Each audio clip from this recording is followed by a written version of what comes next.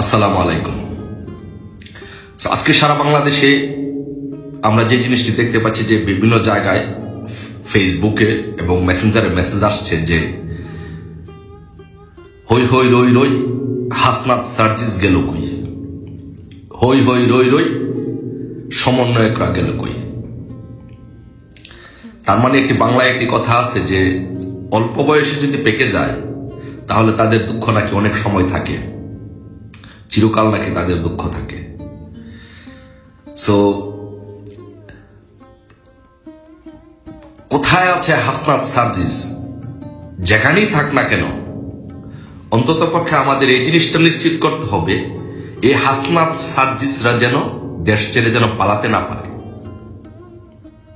কারণ এটা সম্ভাবনা আছে যে তাদের যে বন্যা দুর্গতদের জন্য যে টাকা সংগ্রহ করা হয়েছে কোটি কোটি টাকা, সে টাকা নিয়ে হয়তো পালিয়ে যেতে পারে, বা ওদের কারণে বাংলাদেশ যে ধ্বংসের দ্বার প্রান্তে গিয়ে পৌঁছেছে এবং বাংলাদেশের যে একটি অরাজক পরিস্থিতি বিরাজ করছে, এটা ওরা টের পাচ্ছে এবং ওরা বুঝতে পারছে। সো আমাদের খুব ভালোভাবে খেয়াল রাখতে হবে, সব জায়গায় নজর রাখতে হবে এই সমন্বয়কারীরা হাসনাত সার্জিসরা যেন কেউ যেন পালাতে না পারে। সারা বাংলাদেশে গতকালকে মাননীয় প্রধানমন্ত্রী শেখ হাসিনার জন্মদিন ছিল। সারা বাংলাদেশে আনাচে গানাচে দেশে বিদেশে যেইভাবে দেশরত্ন এই পরিস্থিতিতে দেশরত্ন শেখ হাসিনার যেভাবে জন্মদিন পালিত হয়েছে, তা থেকে প্রমাণিত হয়, আবারও প্রমাণিত হয় যে বাংলাদেশ আওয়ামী লীগ আসলেই একটা ফিনিক্স পাখি। মৃত্যুর স্তূপ থেকে আওয়ামী লীগ দাঁড়াতে পারে।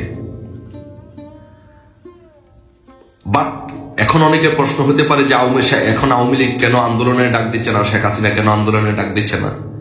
ভাই, আন্দোলনের ডাক সবসময় দেওয়া যায়, সবসময় আন্দোলন করা যায়। এই 5ই আগস্ট যদি মাননীয় প্রধানমন্ত্রী শেখ হাসিনা বলতো যে আওয়ামী লীগ, যুবলীগ, ছাত্রলীগ, স্বেচ্ছাসেবক লীগ সহ সকল সংগঠনের সারা বাংলাদেশ থেকে 20 লক্ষ লোক গণভবনের আশেপাশে অবস্থান নেও, তাহলে কিন্তু 20 লক্ষ লোক কিন্তু অবস্থান নিত এবং এই 20 লক্ষ লোক কিন্তু মারামারি করত। তাহলে কি হতো? অনেক লোক মারা যেত। তো শেখ হাসিনা যেহেতু প্রো পিপল পলিটিক্স করেন, জনগণের জন্য পলিটিক্স করেন এবং জনগণকে ভালোবাসেন, সেই জন্য উনি সিদ্ধান্ত নিয়েছেন যেন কোনো সংঘাত না হয়, যেন কোনো লাশ না পড়ে। বাট সেই জন্য উনি ক্ষমতা ছাড়তে হয়েছে, উনি ক্ষমতাচ্যুত হতে হয়েছে, কিন্তু মানুষ রক্ষা করেছেন। এটাকে বলে রাজনীতিবিদ। উনি মানুষের জীবন রক্ষা, ক্ষমতা ছেড়ে দিতে রাজি আছেন। ওনার বাবা বঙ্গবন্ধু শেখ মুজিবুর রহমান যেটি বলেছিলেন, আমি প্রধানমন্ত্রিত্ব চাই না, আমি দেশের জনগণের স্বাধীনতা চাই। যে 5ই আগস্ট শেখ হাসিনা প্রমাণ করে দিয়েছেন, আমি ক্ষমতা চাই না, আমি মানুষের জীবন রক্ষা করতে চাই। কারণ 5ই আগস্ট যদি শেখ হাসিনা বলতেন তাহলে 20 লক্ষ 30 লক্ষ লোক এই গণভবনে এসে জড়ো হইতো, ঢাকা শহরে এসে জড়ো হইতো। একই বলে বঙ্গবন্ধু কন্যা প্রধানমন্ত্রী শেখ হাসিনা। তাই এই শেখ হাসিনা চাইলে যে কোনো মুহূর্তে বাংলাদেশে আন্দোলনের ঢাকা শহর যে কোনো এনি টাইম শেখ হাসিনা যদি আজকে ডিক্লেয়ার করে তাহলে কালকে ঢাকা শহর 50 লক্ষ লোক জড়ো হবে। আজকে ডিক্লেয়ার করলে কালকা শহর লাখ লাখ লোক চলে আসবে। কিন্তু আমাদের বুঝতে হবে, আমাদেরকে বুঝতে হবে, দেখেন আমাদের আন্দোলনের ধারাবাহিকতা, আমাদের চাইতে আন্দোলনের চাইতে আমাদের আওয়ামী লীগের চাইতে আন্দোলন কেউ ভালো বোঝে না, জানে না এবং জানার কোনো সুযোগ নেই। আমাদের বাংলাদেশ আওয়ামী লীগের জন্ম হয়েছে আন্দোলনের উপর থেকে। একটি জিনিস দেখবেন যে দেখেন মাত্র 50 দিন হয়েছে এই হাসনাত সার্জিস সমন্বয়কদের উৎপাত, কি পরিমাণ উৎপাত ছিল সারা বাংলাদেশে। পুঁটি মাছের মতো লাফালাফি কি পরিমাণ ছিল। সারা ত্রাণের টাকা দিয়ে, বন্যা দুর্গতদের টাকা দিয়ে সারা দেশে, জেলায়, উপজেলায়, বিভিন্ন জায়গায়, বিভাগীয় শহরে সমাবেশ করতে গিয়েছিল। কই তারা এখন? কোথায়? কোথায় সেই সমন্বয়করা? কোথায় সে হাসনাত সার্জিস? কোথায় পালিয়েছে? কোথায় লুকিয়েছে? আছে? নাই, থাকবে না। এই যে এখন দেখতেছেন যে ঢাকা বিশ্ববিদ্যালয় সহ বিভিন্ন জায়গায় শিবিরের উৎপাত, কাওয়ালি গান বাজাচ্ছে, পাকিস্তানের আদলে পাকিস্তানি কালচার বাংলাদেশে প্রবেশ করাতে চাচ্ছে, পাকিস্তানি কালচার এস্টাবলিশ করতে চাচ্ছে। খুব বেশি দূরে নয়, যখন ছাত্রলীগ নামবে, জয় বাংলা স্লোগান দিবে। জয় বাংলা স্লোগান হচ্ছে জামাত শিবিরের জন্য একটা অ্যাটম বোমা। যখন ছাত্রলীগ জয় বাংলা স্লোগান দেয়, তখন জামাত শিবিরের কলেজের মধ্যে আগুন ধরে। তো আপনি বুঝেন, যখন একসাথে যখন ছাত্রলীগ যখন ঢাকা বিশ্ববিদ্যালয়ের স্লোগান দিবে, তখন জামাত শিবিরের কলেজের মধ্যে অ্যাটম বোমার মতো আঘাত করবে, আর সব পালাবে। যেমন সমন্বয়ক হাসনাত সার্জিসরা কোথায় আছে কেউ জানে না। একইভাবে দেন, ওদেরকে কাওয়ালি করতে দেন, এই কয়েকদিনের বাহাদুরি করতে দেন, অল্প দিনের মধ্যে পালিয়ে যাবে। তারপরে